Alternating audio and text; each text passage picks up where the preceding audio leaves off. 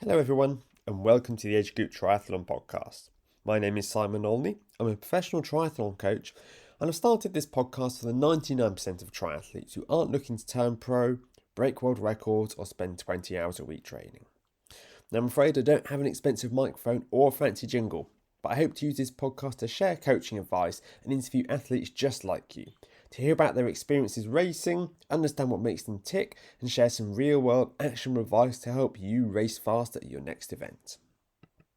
So, for my first episode, I wanted to interview Greg, who's one of my clients I've been working with for a few years now, and he's recently got back from the Ride Across Britain event, where he cycled all the way from Land's End to John O'Groats in 8 days as part of a supported ride.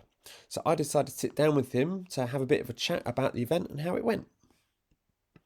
So hello, Greg. Welcome to the podcast. How are you doing today? I'm very good, Simon. I'm pleasure to be here. Great. So you've just got back. Well, you got back about 10 days ago from Ride Across Britain, Land's End to John O'Groats, and wanted to have a bit of a chat about that really because it's a challenge. Obviously you're primarily a triathlete. For the last for the sort of I think it was 2 years previously, we've done Ironman races. Barcelona and Cascais, respectively, I believe, are the ones that we over those 2 years. That is correct, yeah. Yeah. But going into 2024, you decided, you know what, that's it's not quite enough for me. Instead, what I want to do, we've done some 70.3s, done some smaller triathlons, but you wanted to ride across the length of Britain during this event. So can you tell us a little bit more about the event and what it is that inspired you to sort of to say, you know what, that's what I want to do this year? Yeah, absolutely. Let me maybe just start giving the audience a little bit of context just on Yes, myself, so of so course, they yeah. can place me appropriately. But as you mentioned, right, I'm a triathlete. We've worked together for a while now, but I've been involved with triathlon as a sport for better part of the last 2 decades. I'm in my late 40s at the moment, live in London, work in finance, and most of all, I'm really keen to maintain a healthy lifestyle, which is a primary motivation for me to be involved with triathlon. When I got started almost a couple of decades ago, started small with running, then with a bit of swimming, and then it all evolved into me realizing that number one, the more active and the fitter I am, the easier everything becomes across all arenas in my life. And then number two, triathlon is the thing that provides me with the format is and three sports involved are the thing that give me the diversity and variety to keep me excited. And at that point, I set myself a goal of essentially being a 70-year-old triathlete, which in my mind means I've lived a healthy life and I can do a lot of things that I want to do. And everything else that I've done since has sort of been done with that one purpose in mind, right? So I don't treat, and you and I had worked through a few events in the last 3 4 years, and I've worked up from early beginnings all the way up to the full distance. But all of this I treat with that long-term goal in mind, right? So those are all milestones in that journey. Each one of those events I learn heaps from. I then try and apply it and challenge myself as I've kept extending those challenges. Right, this is ultimately what led me to signing up to RAB, which I did a couple of years ago. Again, with the view of figuring out how do I build on what I've already done and how do I challenge myself? How do I push the boundaries? How do I learn more about myself and see what my limits are? So that's kind of the context. And yes, the event has delivered on all of those fronts. So I know we can get into it in a moment, but yeah, it's been pretty good. That's yeah, you pulled up a point there which I was going to bring up, but you mentioned it quite nicely there. I remember you said to me, I think it was about a year ago, that the training, rather than the event itself, but it's the training that really allows you to perform at a high level at work. That without having that kind of, without having not only the physical nature of the training, but also kind of the structure and having sort of someone else like myself to come and to kind of and to write that program and to help sort of facilitate that, that really like that there's a really solid link between what it is that you do for an hour each morning when you're training and how it is that you show up in the workplace. Yeah, definitely, right? I mean, first of all, reasonably well structured training and consistency in it. It's for me, it's been a major way to balance out other demands on my life in terms of energy, in terms of stress, and various other challenges. And working with you as a coach has been really helpful because we were able to find that sort of balance between the demands of life, but also I can leverage your knowledge, your expertise, and your insight in how we approach sort of the next milestone, the next goal. And what I found since we've been working together, most importantly, also the number of injuries. And I didn't have many injuries before, but I tended to overdo things and Mhm. pull a muscle every so often, which then effectively impacted my activities for the subsequent 3, 4, 5 weeks until things got back to normal. I've not had those issues Mm. since in the last 2, 3 years. So I think that to me is a sign that the way we're approaching it and the structure is working because I'm able to keep improving without breaking anything in the process. So that's been really, really helpful. What sort of the training, obviously, because you know how you're training before, what would be like the top one or two things that you think have contributed towards that lack of injuries? What do you think is different about the training that we've been doing compared to what you were doing yourself when you were getting those injuries? Slowing down is the one thing. Yeah. You said So to me, not you going said hard every session. correct, Yeah. correct, right? You said to me at the very beginning, you may not be very used to this, but trust me, this will work. It will feel unnatural to run at this pace, but it will work. And it did feel unnatural. I didn't feel like I was training at all for a while. Mhm. Um, but it seems to work. So yeah, It's that's I think one of the major differences. I think balancing out, recognizing that not every session you've got to give, you don't have to give 80 90% out of yourself because you've got to maintain that over 15 hours in a week, or more if you're working up to a bigger event. That's a thing, a key aspect of a well-structured training, and it helps, right? When I don't have to think about what to do next, right? With busy life, busy work, 40, 50 plus hours sucked up into a professional life, other personal commitments. I don't want to have to decide like what kind of sessions and intervals am I going to do this morning. I just want to get up and be able to decide whether I run left or right, mm. not not how hard, how long, and Yeah. with what intervals. Yeah.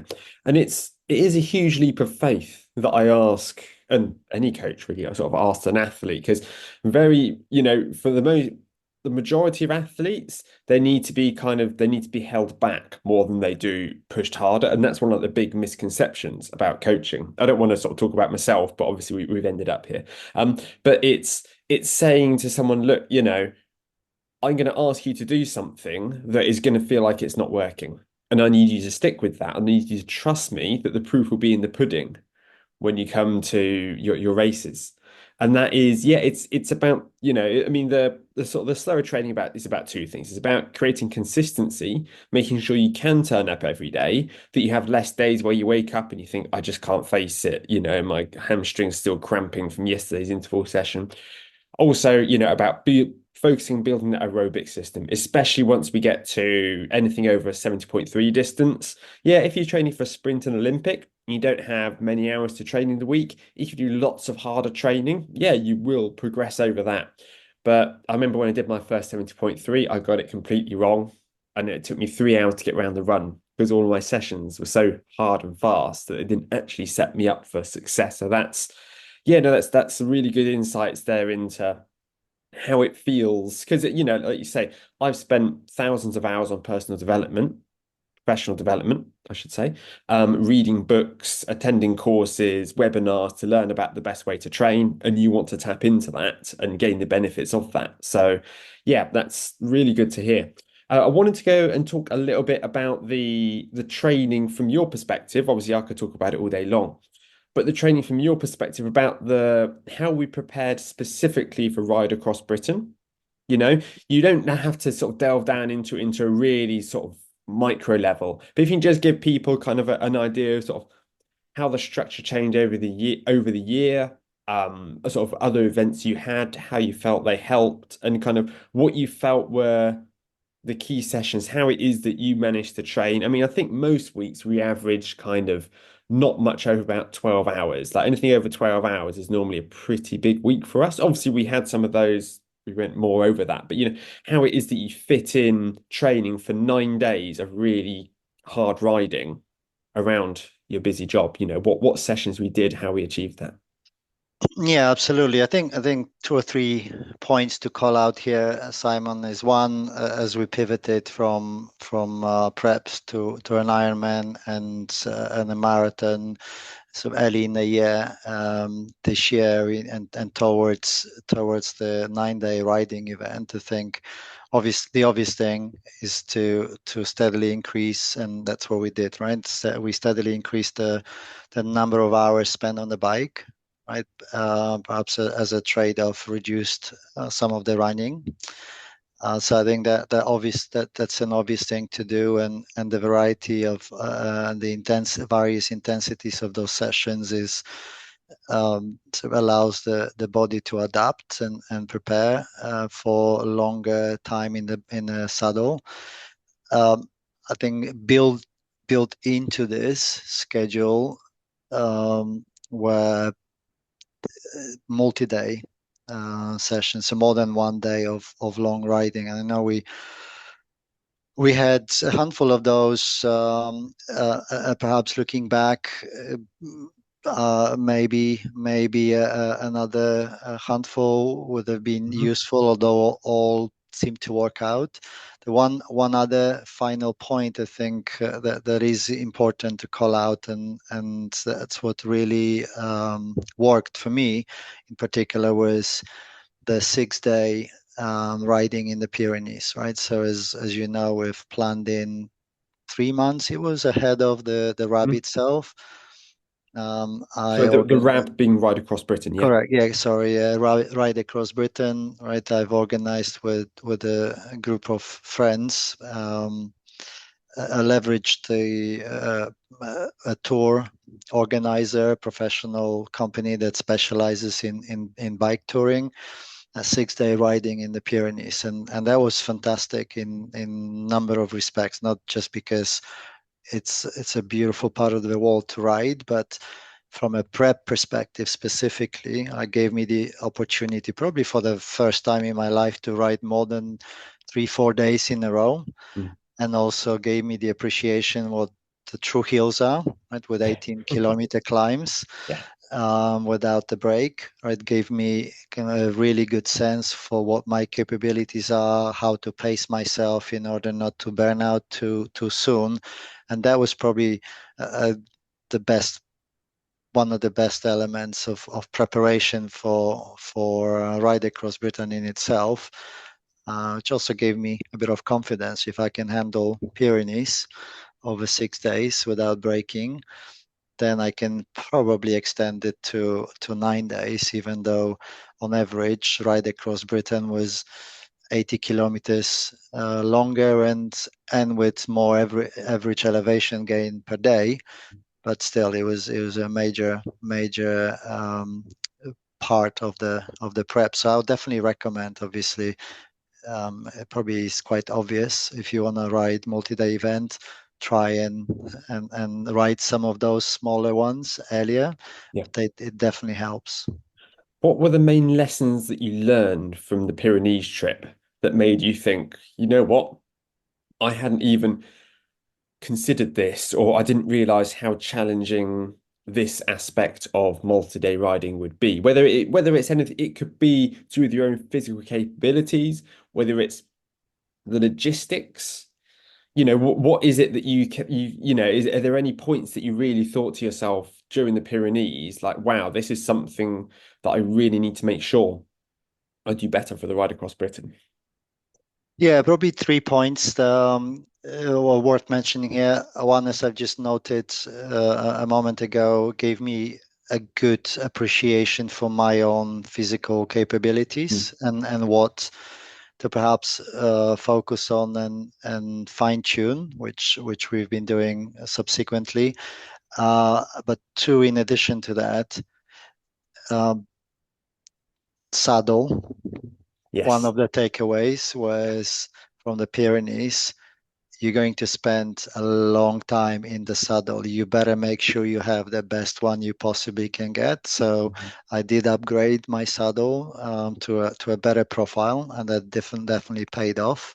Hmm. So I'd say that's a watch out. And then third, clothing does matter, right? Being prepared for different conditions makes quite a bit of difference, right? It makes a difference between you being completely frozen, solid, and shivering, and you being reasonably comfortable and being able to enjoy the ride rather than suffer. So those learnings definitely paid off. I've upgraded my wardrobe for ahead of the ride across Britain, and it paid off massively. It's so important to me. I'm quite a big advocate in triathlons of getting people to stop in transition, especially if it is an end of season race or it's a wet race, and just take the extra 15-20 seconds to put on a windproof gilet or to put on an extra layer. Anything that you need that will help you make sure that you'll be comfortable on the ride. People come flying through transition and they want to get the fastest transition possible. With looking at, let's take a 70.3 as an example, yeah, you'll lose 20 seconds in transition putting that extra layer on. That could be the difference between you finishing or not. If you get hypothermic on the bike because the air temperature is only about 12 degrees, you're riding in freezing cold kit, the sun's not coming out, you can't perform if you're uncomfortable.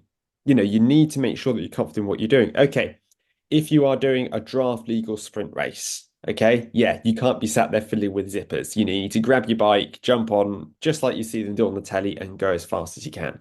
But you can't perform if you're not comfortable. And having the right kit, like especially when you're cycling, when you're looking at the elevation changes in the Pyrenees, as what the climate is like at sea level and what it's like at 2,500, 3,000 meters, it's you don't know, it's impossible to tell what the weather's going to be like on the mountain because it's so changeable. What were your favorite bits of kit that you invested in that you felt were lifesavers for the ride across Britain?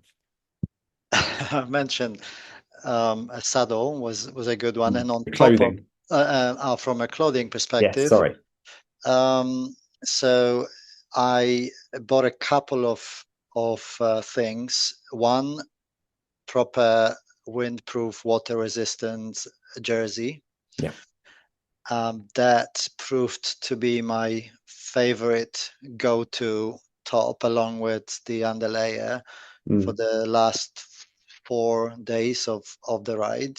Hmm. So that definitely paid off massively. And then the other one was waterproof, proper waterproof cycling jacket, right? That, and the third one, I did buy also better quality shoe overalls in Yeah. both versions, just the toe version as well as the Hmm. full over the ankle ones. Yeah. Again, made a big difference in terms of the level of comfort. Didn't necessarily quite keep the water out, but there's a big difference between your wet feet being battered by a frozen gale's force wind versus being sheltered. So yeah, those were the three things that definitely made a big difference. There can be a misconception with items like overshoes and windproof jerseys, the idea, kind of the promise that they're going to keep you dry. So, well, no, they're not. They're not designed to keep you dry in the same way that a swimming hat isn't designed to keep your hair dry. It's going to make it better. It's going to keep a lot of the water out, but there is no way you can't really create anything that is totally waterproof out on the bike. It's just a case of A, buying you a bit of extra time, and B, making sure that your core temperature is just that bit higher so that it can pump blood to the extremities easier so that you don't lose the feeling quite so quickly. It is a bit of a rite of passage as a cyclist to be riding along with no feelings in your toes, no feeling in your fingers, and just, having a bit of a miserable time. And yeah, there's nothing you can do to completely get around that. But as you say, like good overshoes, a solid waterproof, if you invest in some good kit, it doesn't need to be Rafa top of the line stuff. But if you invest in stuff that you don't get from Halfords, get some good quality materials, it makes such a difference to your comfort on the bike. Absolutely. Obviously, all of this also depends on where you're riding. If you're riding across Britain, you're ending up in the northernmost point in September, Yeah. right? And John O'Groats, you should probably reasonably expect that you're not going to have 25-degree and sunshine and blue skies all the way through, right? If you're riding in Spain, maybe different. Maybe different pieces of clothing will Mhm. play a part, but I certainly prepared way paid attention to that. And there's heaps of resources, right? I think the key point there is preparation. If Mm. anyone fancies that event, I definitely recommend them jumping into the RAB Riders Forum, which has hundreds, if not thousands, of riders to be or past riders, sharing advice, asking questions. I didn't quite follow them a great deal, but I followed them enough to pick up some tips that I would have otherwise had no clue about. So yeah, it's Is that definitely. is that a website? Is it on part of an I app? think that was on Facebook. Okay. I don't know if they have a website or blog, but I connected through Facebook with Yeah. that forum, and yeah, like it's a resource not to be underestimated in terms of the useful advice. Yeah. What I'll do is I'll sort of see if we can find a link to that and I'll stick it in the show notes for this. So anyone considering taking on the challenge themselves can signpost them there and they can hopefully learn a lot from people who've already done it, which is the best, they're the best people to ask, aren't they? People who've Yeah, already no, exactly. And done it. anything from what type of jacket to actually invest in to tips like why would you want to wash your socks? Just buy 9 pairs of Yeah. reasonably Yeah. priced socks and throw every pair away and have a fresh one next morning, right? And Mhm. so anything along the spectrum. So definitely worth checking out. Great. No, that's great insights.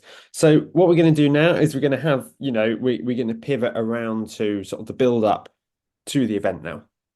So obviously, we had a taper week, as you will do approaching an event where the training drops off to make sure you're nice and fresh for the start. What was your, like in that last week, especially in the last like 48 hours before the start, when you're starting to get all your gear together? What was your mindset? What was on your mind? How were you feeling? What were the primary emotions that were swimming around, and how did that compare to the Ironman? On a light-hearted side, um,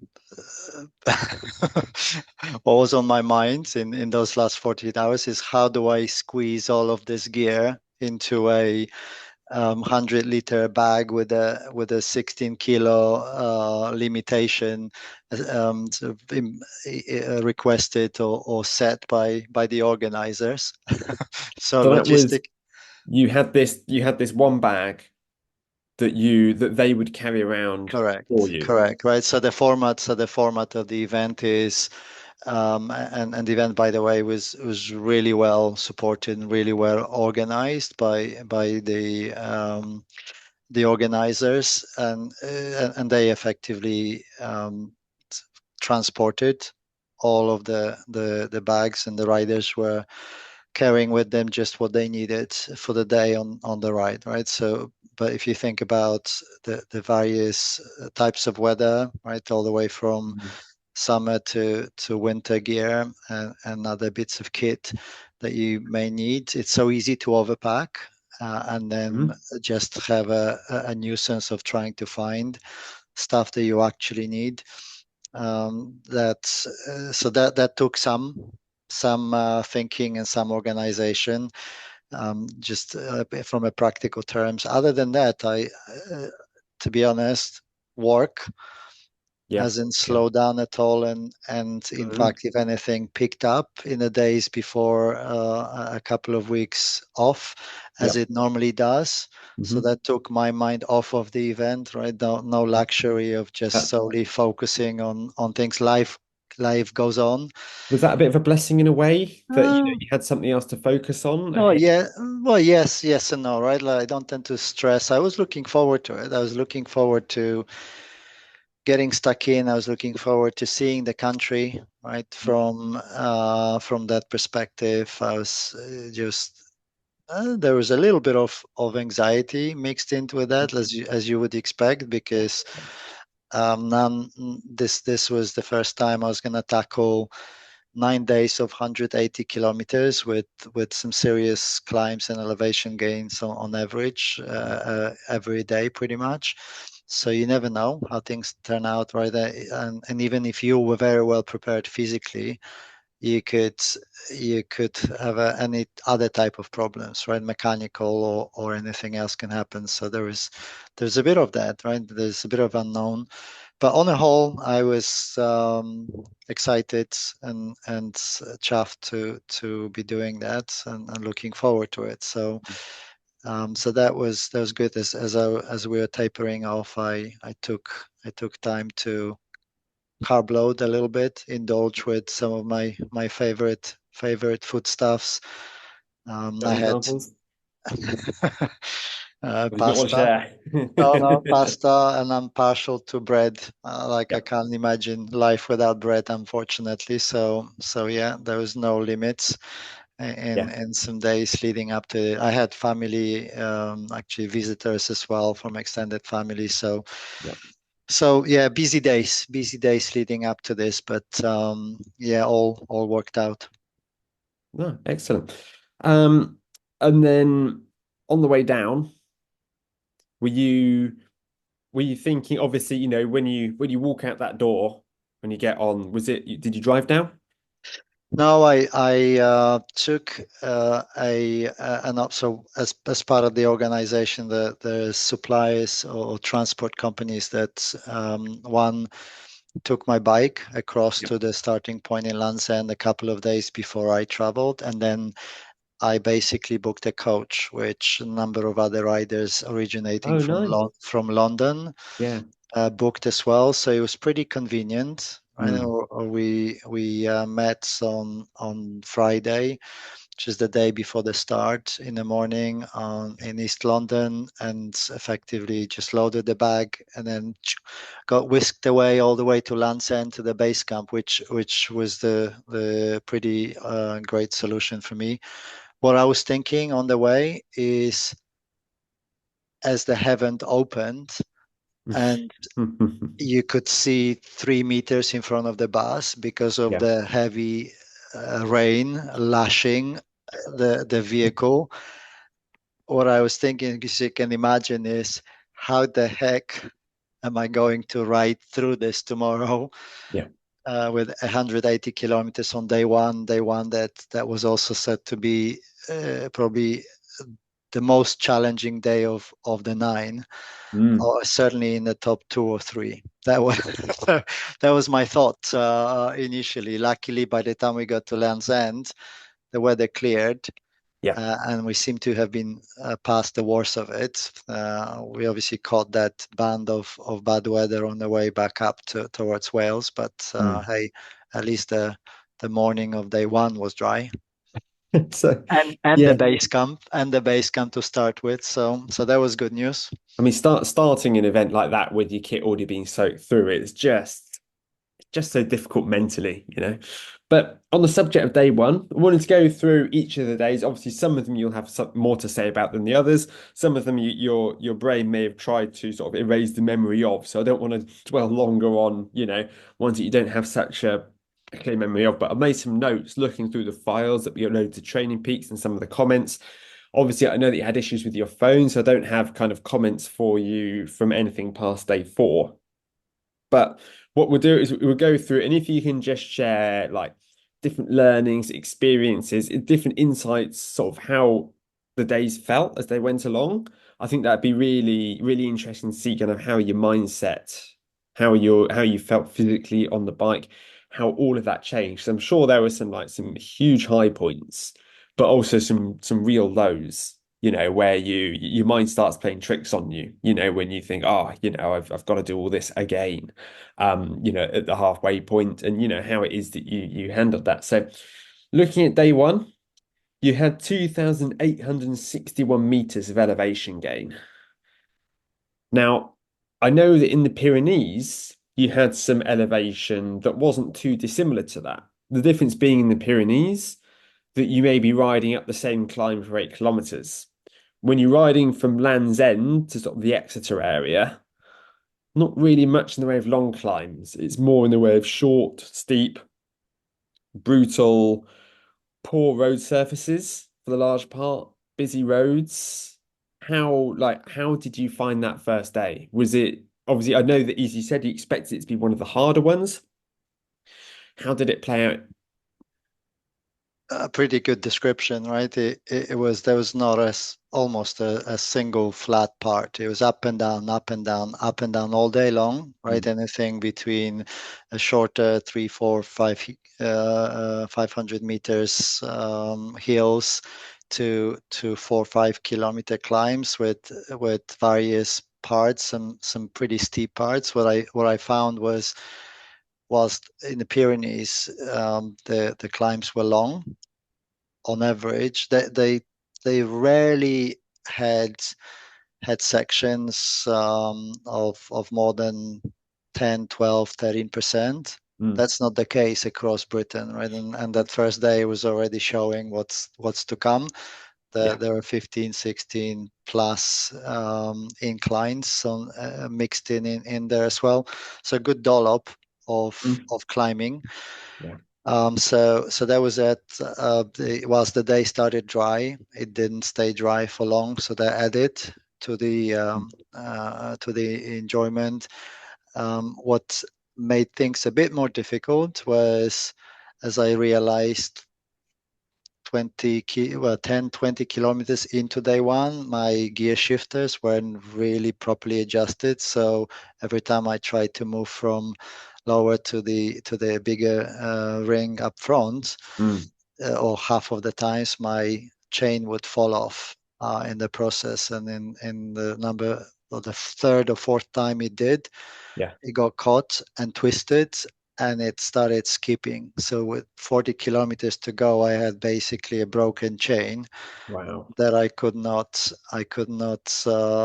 do much with, Mm, and limped along for another 15 kilometers to the first pit stop. Every day was organized in such a way that we had 2 pit stops, mhm, or so set up by the organizers, yeah. where you could refuel, get an attention from bike mechanics and Yeah. no medical stuff.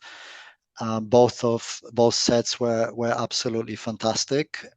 So luckily, I got I got the chain fixed. I got the gears adjusted Great. straight up front. So rest of it was without the mechanical. But all in all, they did prove to be challenging. But I took it easy. I think my strategy was save your energy. Yeah. right? Don't expend energy if you don't have to. Obviously, hard not to when you're climbing most of the day, but even when you climb, you can climb in a fashion that does not exert you, right? So it wasn't about the pace, it was about maintain minimal energy output over the distance. See what you're left with. If this is the hardest day, I'll give you a measure of what you can or can't do for the remaining 8 days, right? So that was kind of the main focus, and a big win, because at Yeah. the end of the day, whilst it did feel like a decent day, I wasn't exhausted. Right? I had energy left in the tank, and I thought, okay, I can probably handle another few of those. But that was the day one. That's something that I struggle to get across to people, that mindset, especially sort of some younger athletes, especially if they're taking on events such as Nice or Marbella, is, you do your swim. If we talk about 70.3 for the sake of example here, you do your swim, you get on the bike. At that point, you're probably like no more than about 50 minutes through the day. And you get to the bottom, almost as they roll out for transition, they got this big climb. Okay, like takes around about an hour. And it's trying to get them to understand that when you're riding up this climb, you want to do it. If it's your first 70.3, you want to take it as easily as you can. Okay. You're an hour into an event that's probably going to take you 6 hours. You want to be in your easiest gear and you want to be taking it as easy as you can because you want to be running those last 5 kilometers of the run, not walking. If you were to push hard on that climb, yeah, you might get to the top 5 minutes faster, but you've almost blown up the rest of your race. Obviously, we've had these conversations in the past. You've got a wise head on your shoulders, but it's that pacing element, that that climbing in a way, as you said, where you're using the minimal energy possible. You're still going. Obviously you don't want to get to the point where you're going to fall off the bike, but you are going up the hill nice, easy, not letting the ego get in the way, not trying to go after these invisible Strava segments, not getting caught up if somebody overtakes you and thinking, oh, I've got to get to them. It's thinking, I'm one day into a 9 day challenge, and this is possibly the hardest day, and I need to make sure that I get through it. And was it from like a profile point of view and like the actual course, would you say that was the hardest day in the end? Yeah, it was. From a profile perspective, it was probably Mm. the most challenging one. But every other day, there's a number of days in that sequence that through other challenges, right? If you Oh, if you combine, if you consider the profile, the weather, the mm, fatigue, all together, right? There are different challenges that you face along the definitely. way, right? For different reasons, and we can Yeah. probably get into this as we whiz through the rest of that route. But yeah, definitely, I think it's borne out, and I think the organizers in the briefings also stressed to everyone not to go all out, right? Just pace yourself. First couple of days between them tend to be most challenging, and their view was that if people get past the first 2 days, get to Bath, Mm. they are very likely to get to the very end. That's interesting. That's it's almost like that checkpoint. Obviously, it's their lived experience. They've run plenty of these, but it really being, like, yeah, if you make it only a fifth of the way through this ride, you can probably do the whole thing. Because one of my cousins lives in the Bristol area, and he's done the Land's End to Bristol part of Ledge a few times with his friends. He said, because it's local to them, it's good fun. But yeah, that's sort of a useful information for anyone looking to tackle the event themselves. I think if they can get through Cornwall and Devon. It's not easy from then on. You never know what other things are going to happen. Illness, crashes, people just not quite having that fitness for that multi-day event. But no, that's a really interesting insight. But speaking of things that didn't go to plan, day two didn't really go to plan, did it? Not quite, not quite. If you followed what ended up on apps, tracking apps, you would have seen like 131 kilometers with just under 1700-meter elevation, whilst in reality the day was 184 kilometers long with 2000 plus. So another challenging day, but that 131-kilometer marked the point where I made um, a pretty big mistake, sitting on somebody else's wheel, and powering downhill on a tight country lane with bikes around, and not spotting in time a series of sizable potholes, which managed to unseat me, and I ended up trimming some hedges on the side. It's very Uh, community spirited of you. exactly. So not exactly gone to plan, right? After the first day mechanical, second day ended up in the bushes, head first at a fair speed. Um, Served as a pretty big warning for me. Luckily, nothing really serious came of it, neither for the bike, nor for myself. I got away with a few superficial scratches on the leg, and after peeling the bushes out of the helmet, and picking the bike off the road, I was able to continue right for the next 50 kilometers and enjoy the Cheddar Gorge, as we went through it in the latter section of the day, and finish that day, and obviously continue beyond. But yes, pretty interesting day altogether. Definitely um, made me more acutely aware Mm. of what I should be looking out for. And whilst I've enjoyed riding the wheel number of other days, there were times where I would just say, okay, time to ease off, Mm. not the time to power down, because you can't quite see, predict, react fast enough. So Looking back, do you think that was avoidable, or do you think it was totally, just totally avoidable, yeah. totally avoidable. I was definitely pushing, taking risks Hmm. that went beyond the calculated risks, right? Yeah. And lucky just got away with it, to be honest, because that could have been the end of the journey, uh, Mm. because carbon frame bouncing around the road is not a recipe for success. Luckily, nothing really broke, and I had the mechanics again the same day properly inspected, look over every part of it, Mm. and they gave it a bill of clean health with some scratches. So I was able to continue, and the bike continued to perform. Must have been on first name terms pretty quickly with the mechanics, mustn't you? The house, I mean, amazing crew, to be honest. When you think about the whole event, involved 800 riders.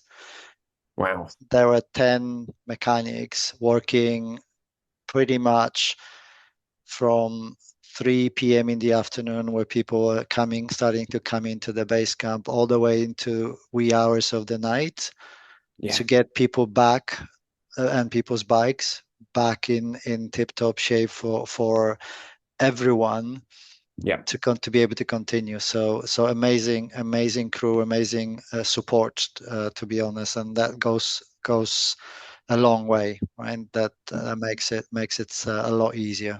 The bike mechanics really are the unsung heroes of like professional cycling, but also these multi events. Because you have somebody who'll just walk past at 8 p.m. and throw them a bike that's covered in gels and they've broken a spoke and the gears aren't shifting right. And they go, right, I need that to be working for tomorrow. And they've already got a pile of five bikes that other people have also thrown at them. Yeah, it's a long day, not much respite. There's not much really in the way of breaks. So I've got a huge amount of admiration for them, and what they do. Yeah, no, exactly, and very knowledgeable, right? Like they with my bike, whilst it's a pretty simple repair, right? Well, you could reasonably expect them to say, okay, we just need a new chain, throw it on, right? Mm. They didn't stop there, and they said, okay, why did it keep falling? And they checked in, they diagnosed it and fixed the root cause. Was it the limit Otherwise, screws? well, yes, correct. Yeah, so that was part of the problem, Yeah. and they made the adjustment, tightened things up, Yep. made sure that I don't have to be a reoccurring Yep. event at every pit stop. Yeah. Good stuff. Day three, riding from Bath to Ludlow. The notes that I've got was it was a good day and your body held up well. Obviously, by the time you get to day three, that's the accumulated time in the saddle is really going to start to be adding up, and that kind Yeah. of that freshness that you felt on the first day is probably going to feel like a bit of a distant memory. Yes, yes, but at the same time, by comparison to the first and second day, I put it in the bucket of easy days, Mm. right? Just 1800-meter in elevation and 150 kilometers. So a step down Yep. in terms of the intensity. Weather cleared as well for at Yep. least the latter part. It started a little wet and drizzly, but it cleared as we went through also on the or skirted along the Wales. Mm. We had some beautiful segments along the River Wye, Mm. Oh, and stunning. Yeah. yeah, really, really stunning riding. Good for the morale, Yeah. good for the spirit.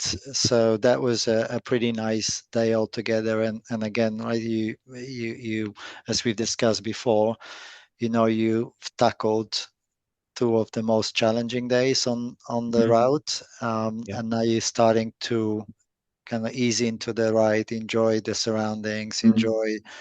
enjoy some sunshine, enjoy the countryside, the nature. So it was pretty nice day. Good memories from that day.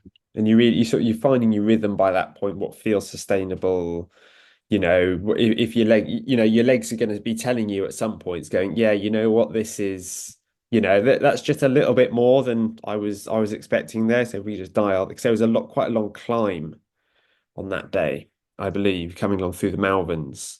Um, Yeah, possibly, but it wasn't up and down, right? The yes, climbs yeah, were I can't quite recall now what differentiators to which element was on what day necessarily, and at yeah, least not no, for all of them. But yeah, the climbs were a little bit more concentrated and apart, which also meant easier to group ride, right? yeah, So that's where you start to take advantage of riding in the pack, right? Not having yeah. to part the wind in front of you and the air. So that definitely adds to the enjoyment. There's huge benefits from drafting as long as the group is going at an appropriate pace for you. You can't be sat there with your heart rate in sort of 150, 160 beats per minute, thinking, oh, but I need to stay with the group because your legs are just going to pop Yeah, totally, in sort of totally right. 45 minutes time. So, you don't want to be in a group that's too slow. You don't want a group that's too fast. But if you can find that nice Goldilocks group for you and your potential, and if you can be whipping along at sort of 34, 35 kilometers per hour in zone one, then why wouldn't you? Yeah, no, exactly, totally right. Like spot on, right? What I've worked out is if I can cycle at 26, 27 kilometers on my own, and there is a group passing by which has maybe 20% more in terms of pace, and I Mm, sit comfortably at the back with heart rate in 130s yeah. and enjoy the countryside, and whilst also benefiting from a 4 5 Mm, extra kilometers per hour in terms of pace. yeah. That's the thing. The minute you start working hard, like you said, and your heart rate ramps up, whether it's because they were all climbing up a steep hill, and that starts to take toll. Mm-hmm. Smartest thing is to drop off and then find the next group that will pass by soon Mm-hmm. enough. Yeah. Was it quite sociable in these groups? Were you chatting to other people? Was it that Yeah, very much so. vibe that Very you much like? so. Correct, right? So it's not a race, right? First of all, it's not a race. It's a ride, right? Whilst you can't help in a group of 800, there's always going to be people with different motivations Yeah, of and course. people chasing Strava segments and others, right? So that's all understood and natural. But by and large, people were really supportive, really friendly, really open, right? For Mhm. groups forming based on not based on friendships that were established already, but based on basically your pace, right? And you could chat to just about anybody. You had all things, all participants had at least one thing in common. Yeah. So it was pretty nice. Yeah, day four, you said that you rode in a group for most of the day, really efficient, but I think the elements turned against you on day four a bit on the way to Manchester. Yeah, not the best of days, especially the latter part. The first part is we were cycling through Shropshire, some nice countryside. So enjoy that part. As you hit the more of the industrial part of northern England, and you gotta cycle towards Carlisle. Like you hit that band of um, um, of cities between Liverpool and Manchester. Yep. It got trafficy lights, etc. Yep. It got a little weary. That So does seem to be, from what I've watched, little sort of videos online and accounts that I've read, is that that's a bit of a challenging because you have no choice if you're following the route but to go through that really sort of urban traffic light, multi-lane road. It's yeah, not an especially inspiring, nice place to ride a bike. yeah, no, exactly. And sorry, it wasn't Carla, it was Haydock, right? That we ended up on day four in at the end, and that's just a little west of Manchester. So yeah, Yeah, the last part were was uninspiring by yeah, comparison to some of the other sections. yeah. When you woke up on day five, then just outside Manchester, were you really starting to think, I think we've broken the back of this now? When you're as far north as Manchester, which I know, when you look at the scheme of the UK, it's not super far north, but for somebody living in London, Manchester does feel a long way at the country. Did you wake up that morning and think to yourself, yeah, like this is if I can get through today, if I can get all the way up to the border by the end of the day, like was that when you started to like really like have some faith in your ability to complete it, or was that always there? No, I mean, I haven't quite lost faith at any point. Hmm. In my belief in my ability to complete, but you're right in that as you get to what basically would become halfway point, right, you Hmm. think into yourself, pretty good. I'm holding out. Nothing broke. Bike's doing well. Yep. I am doing well. Fatigue starts to build, right? Your bum starts to be uncomfortable, Hmm.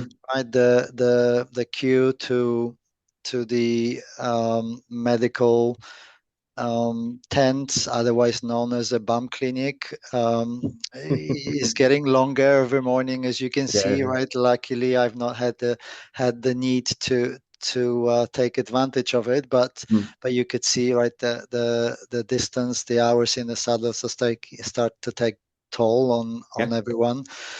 So yeah, it was uh, like you set out, you think, okay, pretty good. What did pose a big challenge, and this turned out to be probably the most challenging day for me. If I'm honest, Hmm. atrocious weather to Yeah. start with, really wet and really cold. Proper Manchester weather then. Exactly. By the time we got to the first pit stop, 30 odd miles in, I was so chuffed. Mm. And that's the moment where I truly started to appreciate good clothing, Mm. because in the previous days they were also quite wet. I've been able to test kind of the limits of the clothing that I brought with me. I knew exactly what to put on when and how Yeah. to change as the weather evolved dynamically during the day. So I ended up arriving like at the pit stop pretty dry and pretty warm, whilst I was being surrounded by grown men shivering uncontrollably, being Yeah. soaked Yeah. to the core. Yeah. And at the second you get off the bike, your core temperature drops. Mm. And quite a few riders ended up being medically retired from riding any further on that Really? particular day, just or decided not to continue and take an option of basically jumping into a broom wagon and Yeah. being Yeah. ferried across to the base camp on that day, Hmm. just because of the elements, right? Nothing else, right? That just goes to show how critical it is to one prepare, anticipate, and adjust to the weather conditions. I, on the other hand, got away with it having the right clothing, Mm. but it's still the day still turned out to be quite tough. Mm. Um, Long, still another Yeah. 1900 meter in elevation, over 180 kilometers. I remember cycling the last 30, 40, which weren't challenging in themselves. I think it may have been down to the buildup of fatigue, Mm. thinking now I'm starting to come closer and closer to the end of my energy reserves. Like if this is how it's gonna go, the next 4 days are gonna get only worse. This is gonna be a pretty long way home But how for did me. That you, when you had yeah. that realization that you're getting towards the end of your sort of your energy reserves, what did you change? Anything in your nutrition, your approach? What is it? Is there any changes that you made to think, okay, right, if I want to get to the end, I'm going to need to start doing, or I'm going to need to stop doing? Is there anything like that? Um, Not dramatically, right? I think what that reaffirmed in me is that as I ride the rest of the days, look again for every opportunity to save your energy, right? Ride the wheels. So Yeah. I took advantage of group riding whenever I possibly could, whether it's just with one other or two other riders or in a bigger group. Yeah. That was I would seek out those opportunities, right? If I to earlier points we discussed, if I saw a group passing by met the criteria, I would Mm. always jump in and take advantage of it Yeah. rather than expend extra energy myself. So that was definitely one thing. And then as two other things just worth mentioning for those that may consider this type of event: the right the recovery in a base camp, right? Spend I would spend increasing amount of time from 45 minutes to an hour stretching, rolling the muscles, targeting the tough points in order to work them out and to give my muscles the best chance to recover overnight.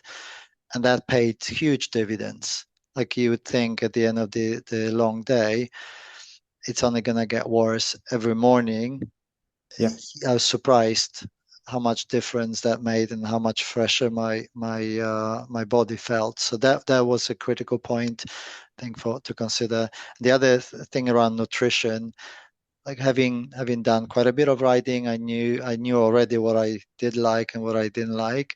But over the first 3-4 days in that event, you also work out exactly what to reach out for in the pit stops, pit stop one, pit stop Hmm. two, Yeah. and you build quickly routines that work, right? There's a Scotch egg, there is a pork pie, there is a little cheese and onion and potato pastry, right? Hot tea, etc. You know exactly what you need at what point and what to take on the bike Yeah. in order to sustain the energy level and from what's available. So those were the learnings, and you've worked out by that point also what your routine is Yeah. from the moment you come into the camp, and how to prepare the bike and yourself for the next day in the few hours of that you have in the evening. So all of that starts to pay dividends. So the nutrition, you weren't having a gel every 20 minutes for 9 days then? I was not, as you know, I'm not the biggest fan of gels. Not that they don't agree with me, but whenever I can, I prefer savory over sweet, Yeah. and that's what I would fuel myself with. And then I've worked out that I very much prefer a Kitty Cat bar than a gel. Yep. So Hmm. everyone for their own, right? Different people have Yeah. different Yeah. preferences, but Well, once you know this, right, I've stuck with what tended to work. Um, so that worked out quite well for me. just going to keep Nestle in business with the Kit Kats you buy. And then just to go back to that other point quickly, you talked about rolling out muscles, stretching. Which muscle groups, which areas of your body did you find were those that you're having the most trouble with?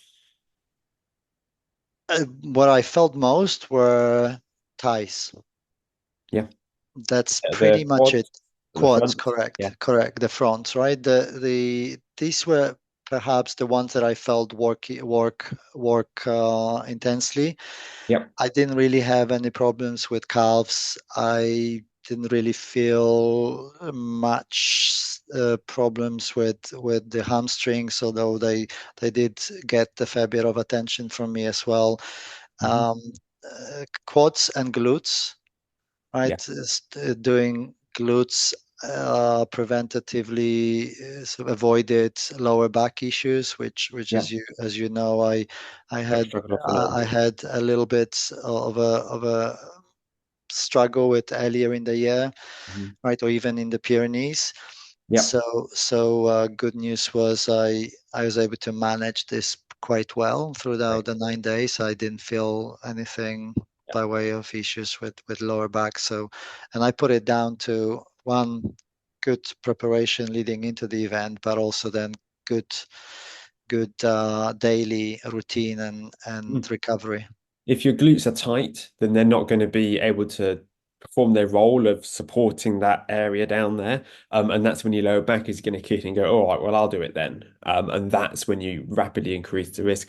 And do you think sort of the strength training that we did, with focusing on that sort of posterior chain, do you think that had an effect on sort of protecting the lower back? Yeah, totally, right? Like I felt like my lower back um, handled the stress and the demands of the event quite well. I think generally physically and sort of muscle wise and muscle strength wise, I actually realized quite early on that I'm actually quite well Brilliant. prepared, and I could definitely like there was not a hill, and we got to some pretty to borrow one of the lead organizers his phrase, pretty grippy climbs. The none of those actually ended up phasing me much. So Great. I think I was in a pretty good shape physically. Great. Well, you've been very generous with your time so far, Greg. So I think what we do, if you can just talk us through Scotland in a slightly, sort of slightly faster fashion. I think we've covered most of the points when it comes to the day-to-day riding. If you can just, take a few minutes to talk us through that journey from Carlisle up to John O'Groats. Yeah, absolutely. So in summary, Scotland is the most beautiful and the most enjoyable part, which I only realized once I got there. I didn't quite expect it to be as spectacular as I found it in reality. So day 6 is when we entered Scotland. I got to Edinburgh, Yep. and that was when the landscape almost changed, and when I was like, wow, that is pretty stunning, and it only got better from there every day. Weather was kind overall, all things considering. I think that we got the worst of it through England. Not to say that we didn't enjoy some strong winds and rain and showers pretty much every day. But on a whole, on average, it was drier, and there was sun more often than earlier. So I've enjoyed that. And what I found actually after what I described earlier as the toughest day 5, day 6 was my best day of the sort of route so far, and I put it down to just awe-inspiring landscape Yep. and weather improvement, and the profile of the road. So that actually restored my my faith in Yes. my ability to not just finish, Yeah. but actually enjoy it. Yep. Right, to a point that I would definitely recommend. Like if anyone's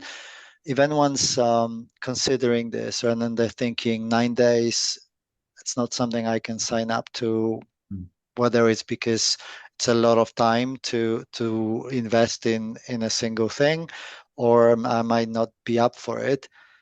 There is a Scotland only option, which covers 3 days from Edinburgh up to John O'Groats, that I'm actually very, very, very tempted to sign up for in a couple of years' time when this event rolls back again, because I enjoyed the last 3 days so much in terms of riding that it makes me wonder how much more I could enjoy them even still if I didn't have 6 days of fatigue in the bag Yeah. as well, right, to carry with me.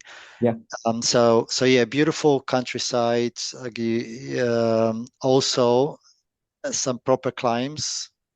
Lecht, I think, is one of the more popular Yep. climbs, right, with where my bike computer clocked 28-degree incline in parts. Wow. Luckily, not for very long, but it averaged well over 10 for good Did your two front wheel come kilometers. off? Did your front wheel come off the road at all? Yeah, almost, Yeah. right? With many of the participants just pushing the bike up the hill rather than Yeah. riding Yeah. it, and riding zigzags. But whilst this was maybe a freak 20-30 meters, it averaged well over 10, 15 in parts for 2 kilometers straight, right? And then it had flatter parts with 7-8 degrees for another couple of kilometers. So yeah, very varied riding, but beautiful. The between pretty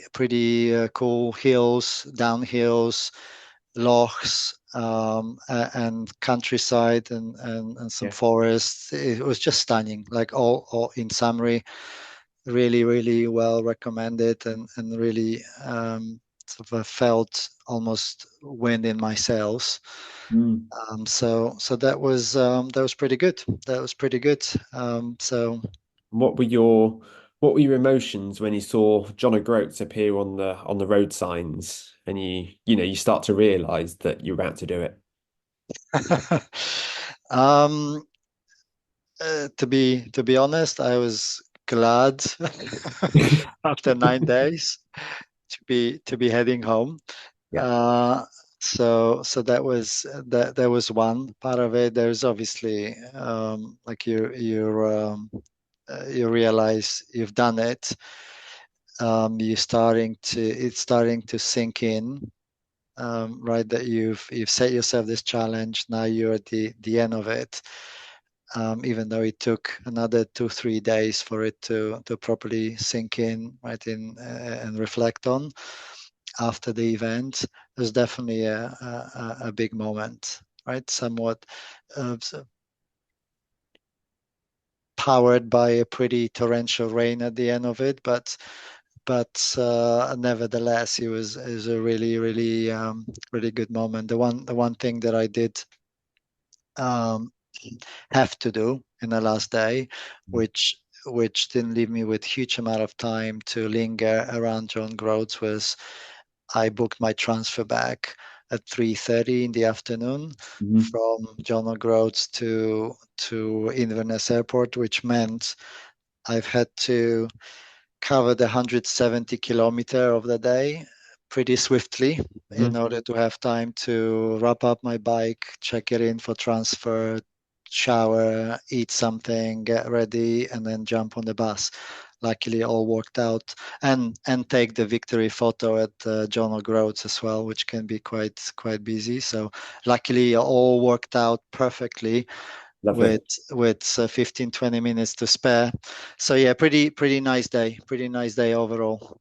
Excellent. Well, I'm very proud of you for doing it all. I'm glad that the training all worked out. You know, obviously I've not helped anyone prepare for an event like that before. Obviously, I felt reasonably confident. You understand the principles of exercise. But I remember you said to me that 2 days of Land's End to John O'Groats feels like the equivalent of an Ironman. You know, if you were to sort of to compare how difficult they were, how different they were. Obviously, it's very difficult to compare the two back to back, but you know, just helping some prepare for an event of that magnitude. Two questions before you go. Firstly, what was your biggest learning that you feel that you could bring across to triathlon? Second question, what was your biggest learning about yourself? um, uh, so one, if I start with the second question, Of course. Yeah. right? It's not, maybe I couldn't even put it down in a category of learning, but that was another proof point for Mm. me that everything you want is on the other side of fear. Yeah. And what I mean by this is everything seems a lot easier from the other side once you've done it. And therefore, what stops many of us from doing things that we want to do and rising to and setting ourselves big challenges and going for it and achieving them is fear, nothing else. We Mhm. have the capability, but we're afraid of one thing or another, right? And that could be different things for different people. So for me, this was another proof point that like I've been challenging myself and stretching my goals fitness wise, Mhm. health wise for a while, and I've set this one which felt quite big, and now I've achieved this one, so I can do a lot, right? And then the other linked with that is life. This event, like life is, it's a marathon, right? So you can achieve a lot if you pace yourself, right? If you focus on everything one step at a time, right? One day at a time, or what like in the format of this event, your goal for the morning is to get to pit stop number one, right? Your Mhm. goal for the afternoon is get to pit stop number two, and then finish the day strong. So Yeah. you break this down however you want. That's what the other key learning is, that many people, not just myself, uh, took away from this talking to some of the other participants. That applies to triathlon. That applies to anything else that you want to do. Start, take the first step, take the next step. You can go a long way that way. You may have to adjust. You may have to cope with different elements and challenges along the way, but that's what really sticks out. Fantastic. Well, thank you so much for offering the insight. I really enjoyed that chat. Thank you for being so open and honest. and sharing those fantastic insights. Just one last question. You said you might go and do the you might go and do the route again in 2 years. Is this an event that's only run every 2 years? Yes, I believe so. Yeah, the last one was 2 years ago. I think the next one's coming up in 2026. Fantastic. Great. So anybody out there who's listening is thinking, you know what, that sounds brilliant. Obviously, you can do it self-supported. You can do it, in whichever format that you like, riding from hotels to bed and breakfast. But yeah, if you want that full support, the mechanicals, everything, hundreds of people to ride with, 2026 is what you want to be aiming for. Plenty of time for almost anybody to get into shape for that kind of event, I reckon. Absolutely. Great. Well, thank you Thank, once again, Greg. That's been really helpful. thank you, Simon. It's been a And pleasure. look And forward to achieving more greatness in 2025. absolutely. Thanks for your support along the way. You're very welcome. Take care now, Greg. Cheers. So thank you once again to Greg for his time. I don't know about you, but I found that to be a really interesting conversation. And hopefully, if you're looking to take on any kind of similar challenges in future, this will help give you a little bit of an insight into what's involved. Thank you for listening. I really hope you found the episode useful and interesting. Make sure you subscribe so you don't miss future episodes. If you'd like to come on the podcast and share your triathlon story, send an email to the address in the show notes. We'll organise a conversation, see if we can work something out.